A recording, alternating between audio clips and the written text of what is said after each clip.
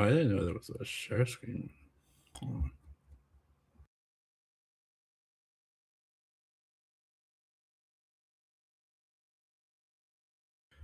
All right. So from what it looks like, it appears I have gone live. Very nice, very nice. Okay. All right. What's up, everybody? This is WILL here. It's been a minute. I'm gonna be completely honest. I have not a ton of plans of how to structure this whole thing. I just kind of wanted to get my thoughts out about this whole off season so far. I was gonna do a video, but I figured a live stream where I'm just rambling the entire time would be better because I really don't feel like putting together a video which is so unorganized, which I could just organize it and make a video, but at this point, I've already hit the start stream button, so we're kind of in already. So I did create a Google Doc to at least keep me informed of what all kind of happened. Um, I do need to update the schedule that got released today. Have y'all seen the schedule release video? For some reason, the Falcons, the media team, they crush it every time they put out a schedule release video. I especially love the one from last year, which was Mario Kart themed. But I liked what they did this year as well, which is kind of office themed as well. But that's besides the point. And I'm also getting ahead of myself. We'll talk about the schedule soon. But yeah, this stream, I just kind of want to go over my thoughts over everything that's gone on during the off season, all the hirings, all the players that we've obtained, all the players that we released, all that will be talked about. And the plan is for after this stream to be available on the channel. But if it goes super badly, I might reconsider. But we'll see. Um, and I just also I haven't streamed on YouTube in this way. I'm using YouTube Studios. I usually don't do this. I usually use OBS, but for some reason OBS was giving me trouble, so I'm using this. I didn't know there was a ability to share your screens. I'm gonna try this actually. Let's see how this goes. Um, so I'm not entirely sure if this is all you can see, or if you can see me as well. Let me pull up the stream on my phone real quick, just so I can see what y'all see. Um, and service decides to be slow now. That's fun. Come on, please load. Lord. Okay. All right, y'all gonna have to bear with me. This is not loading for whatever reason on my phone. I don't even know if this stream's working. Okay, all right. Oh, I can just check it right here. I am okay. I am a little laggy, which is something of a concern, but hopefully I'm still audible. Hopefully there's not too many cutouts. Um okay, here we are. Here we are. Oh, okay. How am I sounding? Here we are.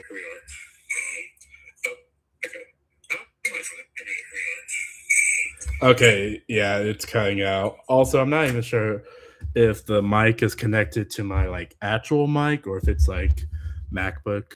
Um,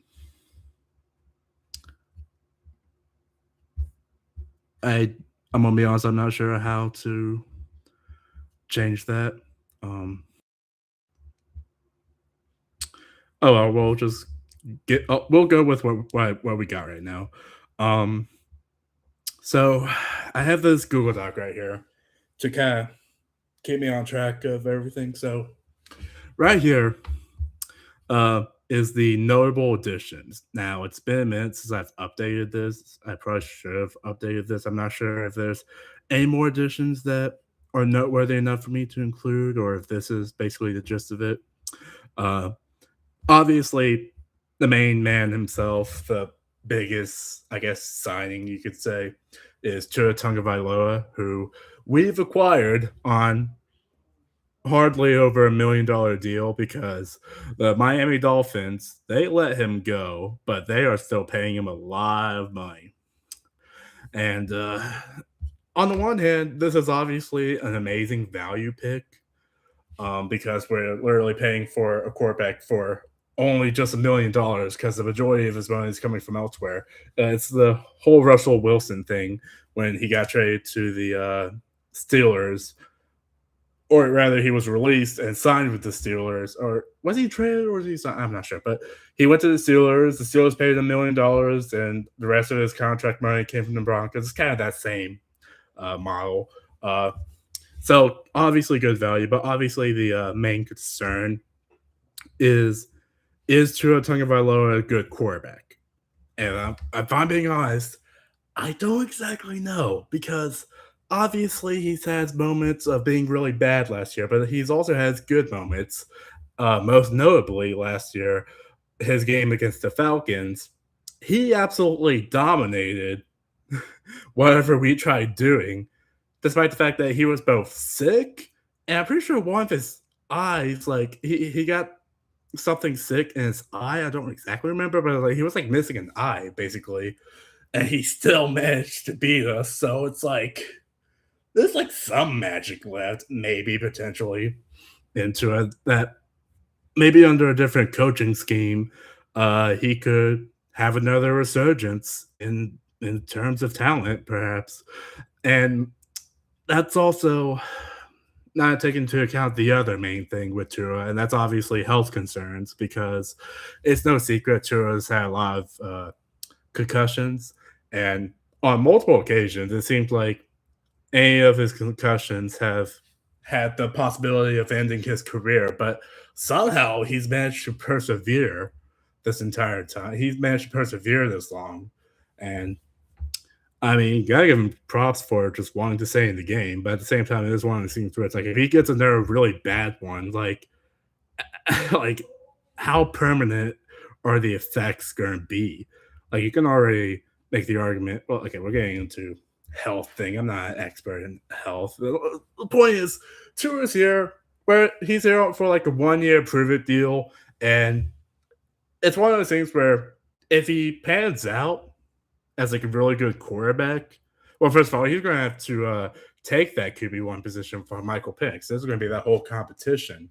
So it's going to be interesting to see that. But on top of that, if Tua turns out to be the guy, what do we do from there? Do we extend him? Do we not extend him? Like, what will the plan be for that?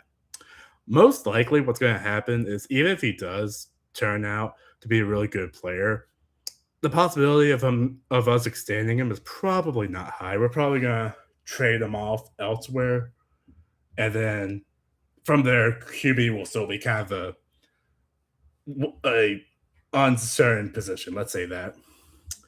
Um, and there's also a possibility that neither he or Penix pans out, and we need to get just draft another quarterback or get another one for agency. Who knows? So that's that. Brian Robinson Jr. Okay, so this is kind of a funny signing because obviously Brian Robinson, Bijan Robinson, they're both running backs. It's like the same guy. It's like they took Bijan and they cloned him. Obviously not the same skill set, but just it's funny because the name. I don't need to explain this to y'all. Y'all know why it's funny. Uh, but outside that, he was a fairly decent running back, and I believe he was with the Washington Command. Was he with the Commanders or the 49ers last season? I'm not entirely sure. All right, so we also got I'll get to Jahan soon, but Olamide Zacchaeus and Austin Hooper. This is exciting because these are players that used to play for us, and now they're returning. And I think this is like the very first signings that were made. And a lot of people were making the joke that Matt Ryan was basically calling up his old players. It's like, that's his whole strategy. He's just going to call up all his old players. But yeah, I'm not entirely sure what to expect from these. Austin Hooper, as far as I'm aware, is tight end 3. He's third string. Which, by the way, down here, okay, so I got the departments, not departments, departures that we'll get to, but I also have a list of the depth chart. Now, this is pre-draft. I haven't looked at it since after the draft. I imagine it's probably something shifted around. Okay, no, I'm actually wrong. He's actually second string tight end. So So he's behind Charlie. So he's ahead of Charlie Warner, but behind Kyle Pitts. And what I'm imagining is um, this offensive scheme is probably going to utilize multiple tie-ins. So he might be like a on the field alongside Kyle Pitts or something along those lines. Who knows? Olamide is WR3, and Jahan Dotson, I believe, from the Eagles is WR2.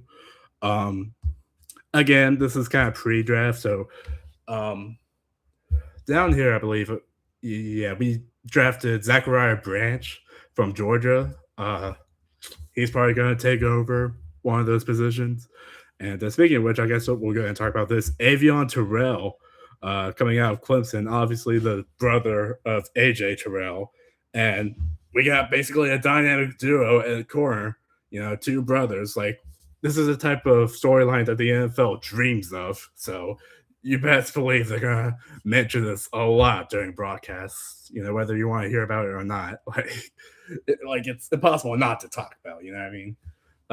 You definitely know Avion and AJ, they're going to be the main guys at corner because outside of AJ, the other guy at corner was Mike Hughes, and he's already kind of a questionable position, questionable condition, and also he wasn't bad, but he just wasn't that amazing, right?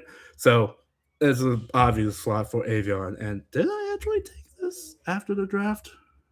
Okay, I may have actually taken this after the draft. My bad. Um, so yeah, they're actually in there. I was just blind. Um, like I said, this is unorganized. This is unscripted. I'm just rambling. I'm just yapping at this point. So just kind of going over what I made here. I made this like a while ago too. I wanted to do this stream, but back when I made this, it was like I was in the midst of exams, and I also had to move from one dorm to another. So there's that too. But anyways, outside of that, the other dude I want to mention is Harold Perkins. A lot of people I've seen are excited about this pick. I'm personally not familiar with him, and to be honest, I'm not familiar with any of these guys right here. Um, but a lot of people are hyping up this guy, Harold Perkins. And I've seen some of the interviews of him. He has a really funny personality as well. So there is that too. So good stuff. So overall, I think this is a really good draft. The only thing I'm a little skeptical of is the decision to not draft offensive tackle until round 7.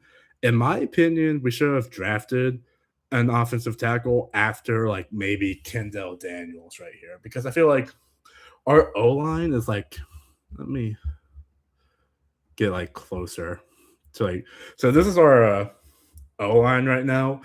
It's mostly similar to what it was last year. The only difference is right tackle. One of our guys retired. Who was it again? The name is leaving me. But one of our guys right here, I wish I could remember his name, but I'm blanking for whatever reason. He retired, and so we signed a guy from the Chiefs to fill that spot. But there's also the possibility of having this Ethan guy take over as well, possibly to compete for that spot. I really feel like solidifying this O line would be, or more specifically, solidifying this position would be the best move. But obviously, we had other bigger needs, like linebacker was obviously a need, secondary was a need. Wide receiver, I'm glad to have another piece in Zachariah. So there's that too, as well as the other free agency signings. Offense, we look solid. Like Bijan is obviously amazing. Michael Penix. We'll just have to see who wins between the two in terms of QB competition. But the defense, let's take a look at the defense real quick. The defense, I'm really excited about. Now, I don't know if you can see my mouse, but I'm underlining a certain player. That's kind of a huge elephant in the room. And I feel like we may need to talk about it. So in the last sketch that I released before I went on semi-hiatus, I made a reference to how James Pierce was facing 5 felony charges. as of right now, he has entered a plea deal to where as long as he completes a anger management course or something along those lines, he will be acquitted of all of his charges. So by the time this season starts, he will hopefully be free, assuming he's able to complete this particular program.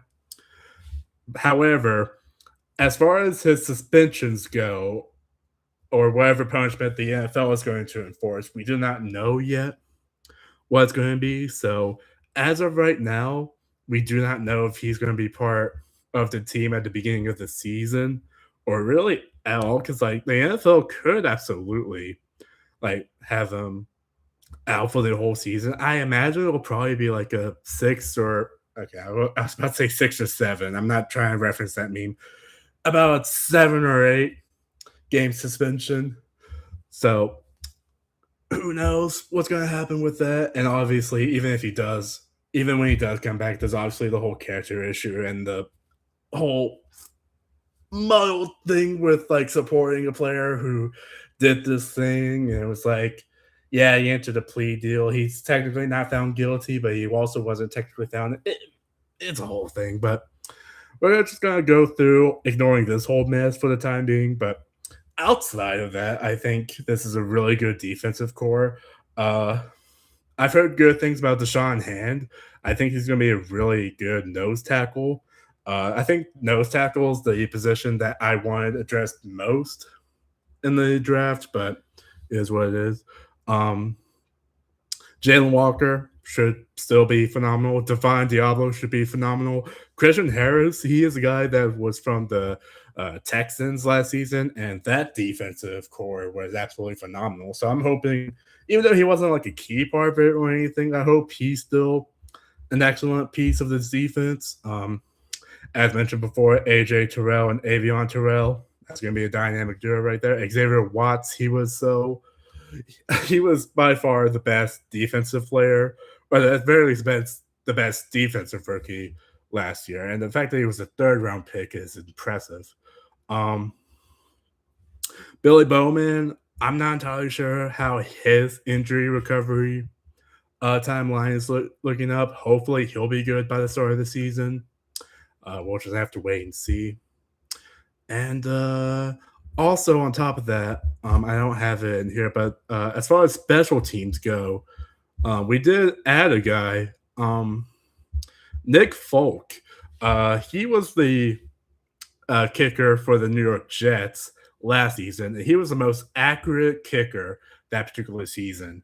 However, the thing is, he's also old. He's like in his 40s, so there is also that concern.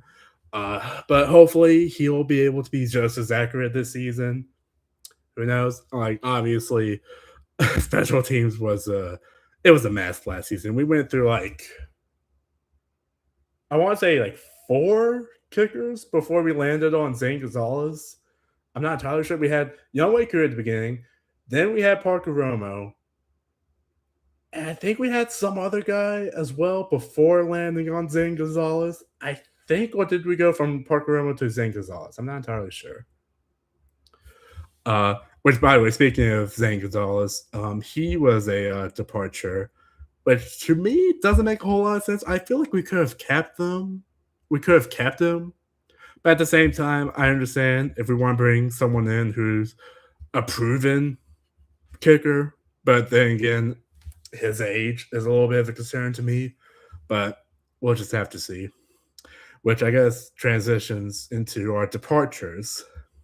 Now, Tyler Algier. I feel bad for this man. I really do because this man has been through it. He was our solidified running back one, and then I forgot what year it was, but in the first round we drafted another running back to basically take his place, and that was Bijan Robinson. And so for a couple of years, they kind of acted as a running back duo, but Tyler Algier was just the undisputed RB2, even though he has the talent to be an RB1. And so after this season, he got, I believe, traded to the Cardinals. He was either traded or he got released and then signed there. I'm not entirely sure. But he went to the Cardinals, and the consensus, I believe, was that he was going to be the undisputed running back number one for that team. And then they proceed to sign Jeremiah Love, and they've already paid him the highest guaranteed contract of all the running backs.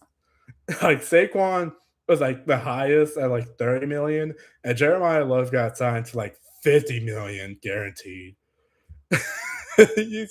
So automatically he now overtakes Tyler Algier. He's still RB2, which I just feel bad for him because it was kind of one of those things where it was sad to see him go, but it was just like, all right, yeah, go be that running back number one that you wanted to be, and then that whole thing happened. Which, by the way, I feel like the Cardinals are going to regret that because they still do not have a good O line. So how is Jeremiah Love supposed to work it? How is he or Tyler Algier supposed to work his magic through an awful O line? Like, yeah. On top of that, we also lost Kane Ellis. He went back to the Saints. Traitor. Darnell Mooney's gone. I wanted him to pan out, but he just didn't. He just didn't. Goodell Hodge is also gone. Now this kind of hurt me. I know he wasn't like a main wide receiver, but he still felt integral to, like, if one of the key wide receivers was injured, he'd come in. He had that touchdown in that Buccaneers game 2 years ago. So I'll always remember him for that. Big Coach Change is also gone. He's gone off to the Raiders. D. Alfred went to Buffalo Bills, I believe. And I don't remember where oh no, Elijah Wilkinson. He also went with Tyler Algier to the Cardinals. He also insulted Falcons fans as soon as he got released. So there's that. He kept making 20-3 jokes. So, and Zane, I believe, went to the Dolphins. I believe our previous punter, I think, also went to the Dolphins. I'm not entirely sure. It's one of these guys. David Sills also went to the Buccaneers, so there's that too. There's a couple of people who are still free agents at the time of me making this. I'm not sure if this is outdated or not, or if this is accurate. I'd have to check. But yeah, is that everything in this list? I believe that is. So now what I want to do, I'm going to stop sharing for a bit. I want to check and see. I want to go ahead and pull up our schedule, and I want to talk about that real quick.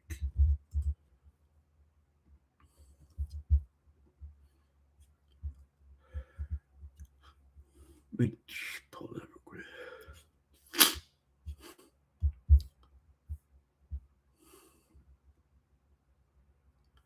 All right. So okay, that's preseason. I got confused for a second. All right, let me go ahead and share this screen real quick.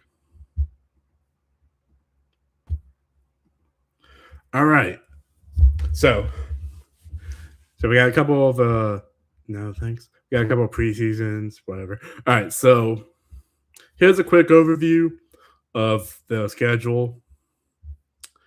As far as primetime games go, we have about 4 of them. And the funny thing is 3 of them are like back to back to back. We got Thursday night with the Packers, we got Monday night with the Saints, and we got Sunday night with the Ravens. And then a couple weeks later, we have our Madrid game with the Bengals. And then after that, no more primetime because I'm the type of dude who I live in Alabama, and in-market games are kind of 50-50. Sometimes Falcon games, they'll be in market. Sometimes they won't be. So it's kind of a gamble. Anytime they're on Fox or CBS, it's like, please be in market. Please be in market. I know power is a thing, but so let's go through each of these. So week 1 is going to be against the Pittsburgh Steelers, which is the same as what we used to do. Not used to, what we did 2 years ago. We also had that week 1 matchup. The Steelers are an interesting team. The whole quarterback situation is not fully figured out because Aaron Rodgers is doing Aaron Rodgers things and not communicating. Fun fact, I'm in a class this semester that's called sports communication, and it's about the importance of communicating in the sports world, and that's something Aaron Rodgers does not know how to do. So there's that. But as far as the game goes, I believe this should be a victory. I believe this should be a victory. Um, yeah. Week two, the Panthers is gonna be a home game. This first game, um, the Panthers. I'm wearing the Black Panther shirt, which is what I usually wear when I'm portraying the Panthers. It's either this or you can see my closet. There's a blue shirt that I have over there that I also use to portray the Panthers because it's the most blue shirt I have. But over time, I was like, wait a minute, this literally says Panther on it. Might as well wear this. Um, but the Panthers, they blew us out 30-0 in the first game we played against them. And then the second game we played against them that year, we started 21-7, and then they came back and beat us. So the NFC South as a whole is just a very weird division. Everybody kind of doesn't want to associate with us or talk about us because we're that much of a scatterbrain division in the sense that like there's not a clear cut good team, not a clear cut dominant team in this division. Everybody's just kind of mid, and that includes us, unfortunately. Which hopefully, I'll get into this a little bit more, but hopefully we can break that stereotype this season. But may not be the most likely. So, in terms of this game, uh, I also could be a toss up. Honestly, all these like rival games could be a toss up where we could win one, they could win one. But for this one, the fact that it's a home game, I'm going to give us the edge on this one. Green Bay Packers, again, O line is something I'm concerned about, and I get the feeling Micah Parsons could very easily penetrate through that. So that might cause us some issues. So because of that, I'm probably going to say we lose this one. Even keep in mind when I say we might lose the game, that doesn't mean I want us to lose, but I'm just trying to be as realistic as I can. Which that reminds me, Steelers I think still have TJ Watt, which is what murdered us in that other game. So this could also be contentious, but we'll just have to see. New Orleans Saints, this is at their stadium, so I'll give them the edge for now. Actually, you know what? No. This is prime time. I'm going to say we win this one because I want to show the world on prime time that we are better than the New Orleans Saints. I'm just going to say that. I'll also say we win against them at our home game against them. That was a sentence I heard. I apologize. It's 11 p.m. After this, I gotta listen to the Drake album that just came out. Maybe it's not even out. I'm not even sure. Baltimore Ravens. This should be relatively winnable, but could also be contentious. I'm going to say we win this one. Chicago Bears. They're a pretty good team at this point in time. I'm going to say we probably lose this one. 49ers. Mike Evans' new team will probably win, although I'm not entirely sure. I feel like I'm just gonna skip over all these because that's gonna be my answer for all the like. Do we win? I don't know. So I don't want to keep repeating myself, but basically, this doesn't seem like the hardest schedule. It actually kind of looks easy based on the perception of these teams at this point in time, which could very easily change. But as of right now, I do think it's a good chance we may win. We may be able to go to the playoffs, maybe potentially. I'm not entirely sure. Uh, so yeah. So overall, and I don't even think I've gotten to coaches yet. So let me talk about the coaches a little bit. So obviously the big one, the big hiring. Well, there's a couple of big hirings, but the big one I want to talk about is Kevin Stefanski. Now, he was a head coach that comes from the Cleveland Browns, and he spent about 5-ish years with them. And at the beginning, he was able to take them to the playoffs with Baker Mayfield as quarterback. But then after that, the Browns continued to do Brown things in that they continued to suck. So Yeah, based on that alone, I'm not entirely confident in Kevin Stefanski being a good head coach based on if I'm looking through those particular optics. However, I am willing to give him a benefit of the doubt purely because I know the Browns is one of those teams where the ownership often meddles with what coaches want to do. And so that could play a part into why the team is so bad. So I'm willing to give him that. Like the fact that Kevin Stefanski was able to go from one head coaching job to another kind of told me that it was less about the coaching and more about the ownership. And even then, can't even say that was like the whole thing because Kevin Stefanski still had a bunch of really questionable head coach moments, particularly last season. There was a game in which he took Shadur Sanders out of the play for a 2-point conversion, which why? Like, I'm not even a Shadur Sanders fan, but like, why would you do that? Like, even if he wasn't playing well, like, why would you take a lead quarterback out for one particular play just for it to go not a 2-point conversion? You know what I mean? I did not phrase that well, but you know what? It's 11 p.m. Fuck you. uh,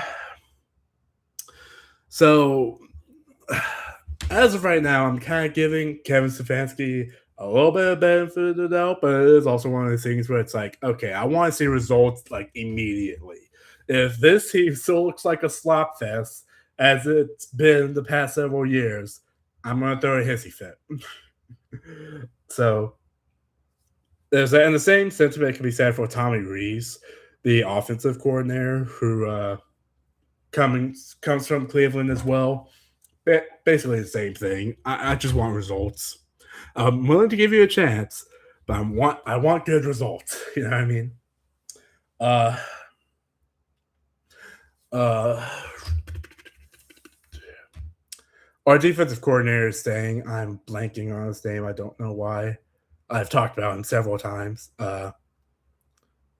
Jeff Ulbrich. Okay, I don't know why I blanked on his name, but Jeff Ulbrich is still here.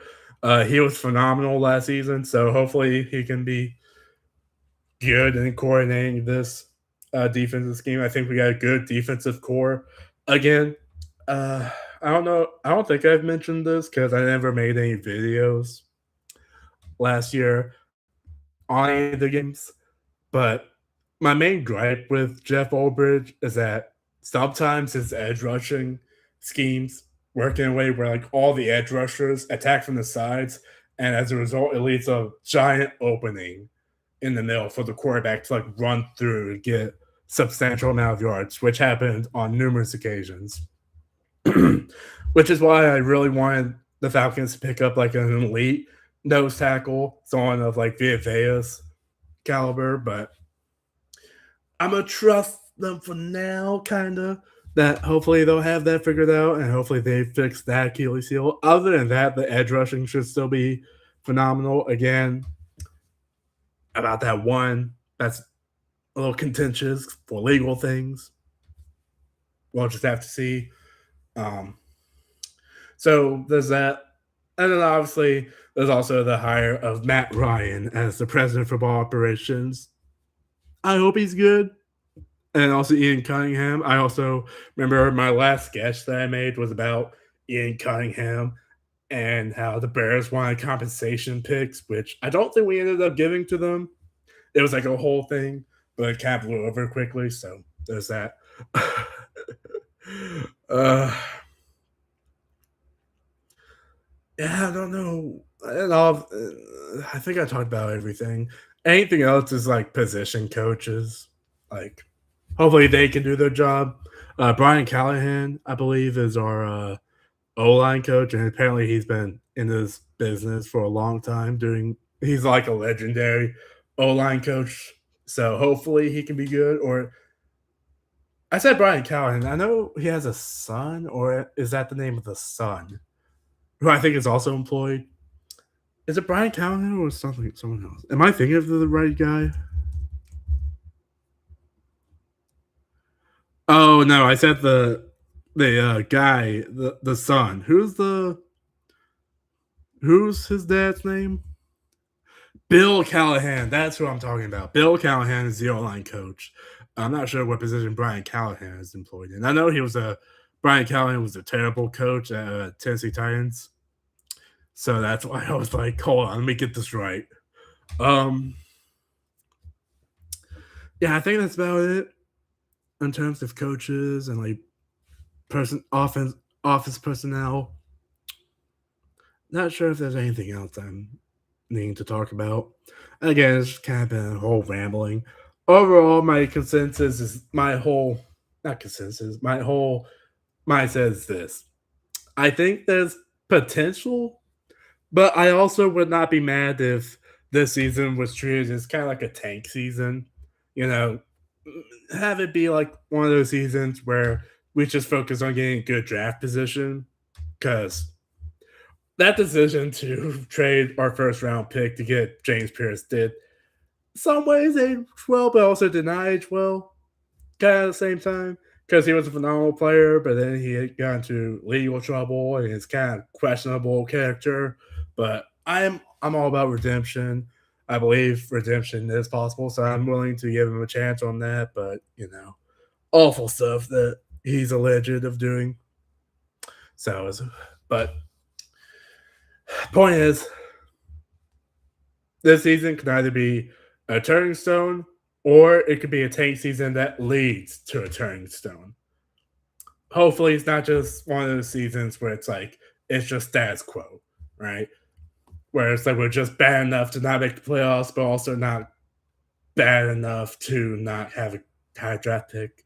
You know what I mean? So there's that. I think that's about all I wanted to cover, really. Uh, yeah, I think my industry it should go public. So if y'all want to watch this, y'all can. If you're watching this, you already have. So that's kind of redundant for me to say. I'm running off no brain cells, and I'm gonna go replenish brain cells and sleep probably, or lose more listening to the Drake album. Either one. Anyway, see y'all. I don't know if I'm gonna use YouTube Studio again.